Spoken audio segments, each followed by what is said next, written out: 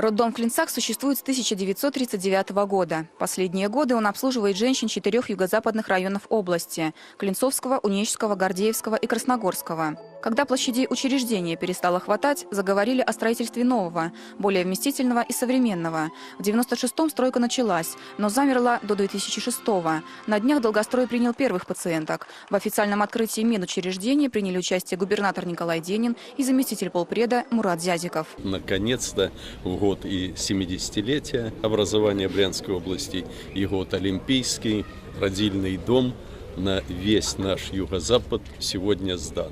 И уже появились первые ребятишки. Зная то, что делается в области, конечно, мы ожидали, что очень такой красивый функциональный объект, но, честно говоря, я не думал. Я сам был региональным руководителем, тоже роддом открывал, но я не думал, что вот так оснащенный, и вот так вот подобран уже за короткое время коллектив. И более того, как вот Николай Васильевич сказал, буквально за день до открытия сразу 6 детишек, значит, 4 из них мальчика. Новый родильный дом – это 6-этажное украшение Клинцов. В нем есть индивидуальные родовые палаты, отделение патологии и лаборатория, пищеблок, прачечная, котельная, гаражи и овощехранилище. На одно только оборудование было израсходовано 130 миллионов рублей. В отвечающих самым смелым запросам пациенток условиях уже появились на свет первые малыши – 4 мальчика и 2 девочки. Еще одна радость коснулась тех клинчан, что пользуются общественным транспортом. Из рук Николая Денина и Мурата Зязикова ключи от 10 новеньких ПАЗов получили водители городского автотранспортного предприятия.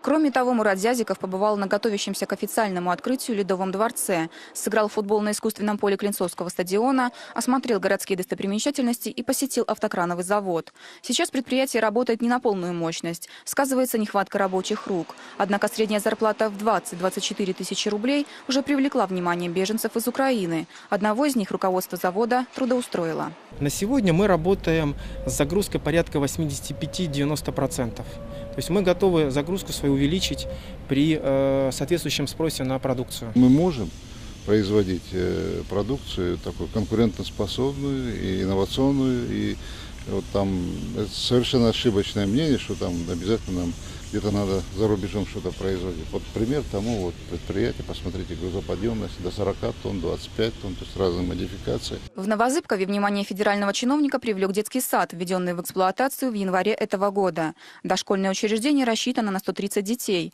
Мурату Зязикову понравились созданные комфортные условия для занятий и отдыха малышей. Площадки для игр на открытом воздухе, веранды, оснащенная всем необходимым спортивная площадка. В детском саду современная мебель, игровое оборудование, наглядные и дидактические пособия. Здесь есть современный компьютерный класс, а также уютные музыкальные и спортивные залы. Родители очень довольны, что в этом микрорайоне, в отдаленном микрорайоне на окраине города, наконец-то построился детский сад. Это очень удобно, потому что близко с жильем. Сегодня мы знаем, что это 8-й детский садик уже в этом году на территории Брянской области. Ну и в прошлом году было 6, и планируют 10. И тенденция на увеличение, это очень важно. Новозыбковский машиностроительный завод стал еще одним пунктом рабочей поездки заместителя полпреда. Мурат Зязиков пообщался с коллективом предприятия, осмотрел образцы выпускаемой продукции и выяснил перспективы трудоустройства на предприятии беженцев из неблагополучных областей Украины.